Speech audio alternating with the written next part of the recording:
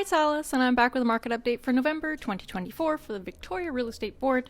And I'm here in some very sultry lighting. My camera's not cooperating, so welcome. We're almost at the end of the year, and I'm assuming we're all sitting here having achieved all of our goals. And no, basically I'm calling it. This is my end of year. End of November, I'm done. Nah. So we're chilling until the end of the year, and next time you see me will be after the new year. So let's get into the sales data, and then I'll leave you to have a beautiful holiday season, okay? So let's go. For sales in Victoria, we had 551 sales go through in the month of November versus last November we had 394 sales. So that's an increase of 39.85%, which is pretty good. Again, referencing last month. The sales are picking up because last year was very slow in comparison. So this is approaching more normalcy, which is really good to see. For new listings, we had, I'm reading my notes. We had 803 new listings come to the market versus last year we had 885. So basically an increase of just under 10%, which is not really much to write home about. And again, remember, Christmas time is not the time that people are rushing to put their properties on the market. Most people are getting into relaxing and socializing, so that's per the norm. For active listings, we had 2,836 active listings at the end of the month in November, and that actually was just an increase of 7.6%. So it's not that different from last year, but at this time last year, we started to see the inventory climbing, so we're starting to get back to a normal balance, which is great. So for single-family homes in the Victoria Core, the benchmark home price was $1.3 million roughly, and that's up 1% versus last year. So, nope, not that interesting. But they're stable, I guess you'd say. The prices are stabilized, and we are seeing people saying that they might go up next year, but let's talk about that later. The average is 1.221 million, and that is up 0.3% versus last year. So the average is not as much of an increase. The sales of single-family homes are up 36.2%. So the sales are actually quite a bit busier than last year for single-family homes, but versus last month, the sales are down 22.6%, which obviously, as we head into the holiday season, things do tend to slow down. So for condos, we had a benchmark home price of $544,000 roughly, and that is down 4.7%. But the average is up 2.1% at $613,000 roughly. And that's versus last year. Now, the sales of condos were up 55% versus last year. Again, we had a very, very slow year last year. So yes, the sales have picked up. And when you look at versus last month, so the home prices are down the home sales are down 22.6%. The condo sales are only down 0.5%. So the condos are still kind of holding there. So people aren't backing down as much on buying condos at this time of year, as per the data. Outside of Victoria Real Estate, we have seen StatsCan release the GDP information for the third quarter, which showed that household spending and government spending are basically the driving factors of that increase. Household spending was up 3 times the average, and they say it's on things like financing cars, that kind of stuff. And the government spending accounted for, I believe I'm reading this correctly, it just seems wacky, is that the government spending accounted for like 94% of that increase, which seems like a lot. Also in the news, I'm sure you've heard that the government is giving us tax breaks for saving GST on party platters and things like that. We're not going to let a vibe session stop us from enjoying our holiday season. No. And the vibe session being that it's the impression that we're in a recession, but we're not actually, it's just bad vibes. It seems legit. There are a lot of articles discussing what will happen in the 2025 season. But I do find a lot of buyers, at least from my people and people that I'm talking to, like other agents who I'm friends with, they're finding that a lot of buyers are kind of sitting and waiting to see what happens. So it's that same old story.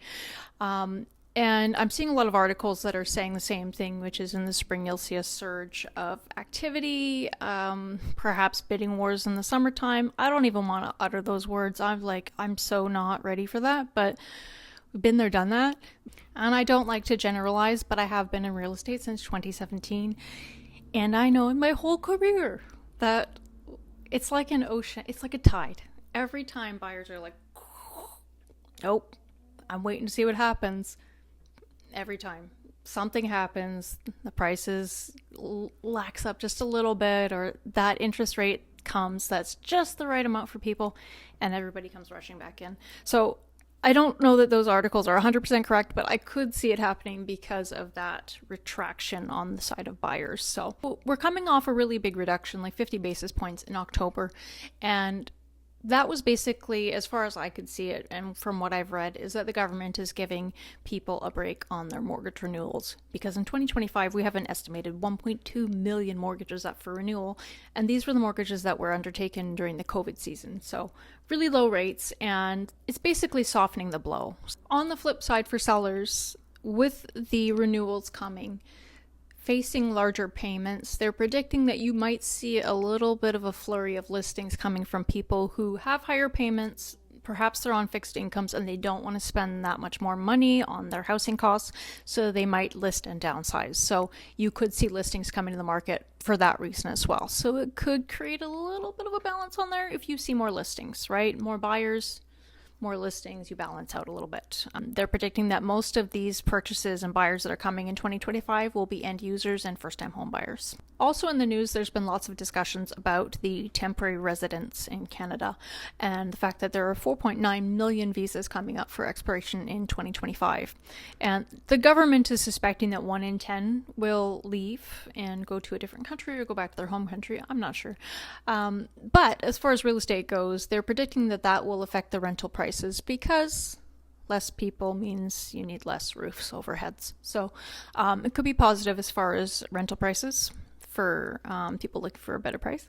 And we'll see how it affects the real estate market. It's TBD, but that's something else to keep in mind, is that there are a lot of 5 million visas coming up for expiration. So we'll see how that plays out.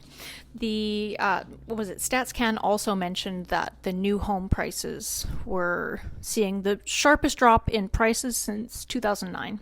So since the big recession. The article I read somewhat alluded to the fact that the news of the immigration policies changing, stuff like that, are what are affecting those new home prices. So, but it seemed like mostly that was in Toronto, Ontario. Not so much here, but I'm sure it affects BC as well. But that was something else I noticed. The last thing I wanted to mention is coming in January 1st to be exact, the BC home flipping tax will be in effect. Why am I mentioning it? Because it's retroactive. So if you purchased in these past 2 years, say, January 1st, 2023, and you sell exactly on that date, or, you will be subject to the flipping tax. So if you do not own your property for more than 2 years, you are going to have basically your capital gains, like anything above and beyond your selling costs. So you cover your lawyer and stuff like that, but any proceeds will be put onto your income taxes as business income. So, and this one I don't believe has a sliding scale. The federal one has a sliding scale. This does not. So it's 2 years. If you sell within those 2 years, you're subject to tax. So just so you know, because if you bought, sometime in the past couple years and you want to sell, beware of that and talk to your accountant. So I think that's all I've got for you this month. Things are stable, but it's going to be slow throughout Christmas, and possibly you'll see a surge in the springtime. We'll see. Okay. I'm going to leave you there, and I hope you have a beautiful holiday season, however you celebrate it. And again, I hope you eat a lot of food and you gain a lot of weight. Okay. This is the time to be jolly. So be jolly. I'm going to go in my backyard, go check out my bees, because it's actually a little sunny out today. And so if you want to stick around and come in my backyard and see how the bees live in the wintertime, please feel free. If not, get the heck out of here, and I will see you in the new year. Okay? So, bye. And so, basically, the outside of the hive is now covered with insulation foam. That's R5. And then at the top, we've got more insulation under that cover. And then I just put some extra bags and a little cover to weigh down the top. But so, we're basically insulating them so that they stay nice and cozy. So they're out today because it's a little bit warmer, but I'm just gonna clean these. These are the dead bees. There's lots of them. Unfortunately, not all the bees survive, but you want to keep it clean so that the other ones can get out. So and some of the bees undertake the other ones. So that's their little entrance. Normally it's like that wide, but I've reduced it. And then that middle thing there is a mouse guard, so a mouse can't get in there. And we'll go in the hive. Yeah, so see, I made this vinyl cover to stop water from getting up in their little thing there, so I want them nice and dry. So let's open it up.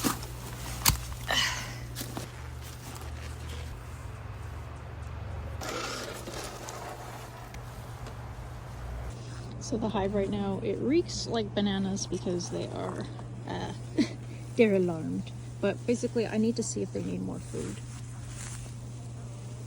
So you can see in there, they're all hunkered down. That's the sugar patties that I made, I put in there. But they're still walking around. See? They're eating their sugar and they're alive and well. Hello, sweetie. Okay, night-night. And you might ask, what am I doing with all this honey and bees and all that beekeeping stuff? Well, I'm making gift baskets for Christmas. So I made a little label for my honey. I took 12 pounds this year, which I think is pretty good for my first year. I don't know. I didn't want to take too much honey. I wanted to leave the bees most of their stuff. But I called it Humblebee Honey. And it says on the label, from the tireless wings of our gentle honeybees, which I think is pretty accurate, except for now, because they're winter bees and they're bitchy. Because they're stressed out. But anyways, and I also made, you can't really see the label, but I made Healing Bee Balm, which I took propolis out of the hive, I scraped it out, and I distilled it, and I infused that with avocado oil, jojoba, and beeswax, and all that kind of good stuff. And then I also made winter bee tea blend. So I still have to organize that. And then I'm going to make caramels with my honey as well to give in the gift basket. So it's fun. Yeah. I'll leave you with this little anecdote. So my mother asked me to collect the dead bees that are outside of the hive because they freeze and they die. They're, it happens. It's nature. She wanted to make a salve for arthritis out of dead bees, and I said, well, whatever, who am I to judge? I'll go get you some dead bees. So I went out and I got her a bowl of dead bees and I put it on her mantle, and I said, I don't want to know what you do with this after this. I'm done. I'm out. It's gross. So anyways, 8 p.m. comes around, and my mom, who lives in my suite downstairs, gives me a phone call. She said, come downstairs right away. So I went downstairs right away, and the bowl of bees had reanimated. And so we had about 150 bees that were starting to crawl around, and many of them were flying around. And it turns out that they do come back to life after they thaw out. So it reminded me of in school when they tell you can freeze a bee, put a string on it, and then thaw it out, and then you have a bee on a string. That also works with bowls of bees, so if you're feeling cute.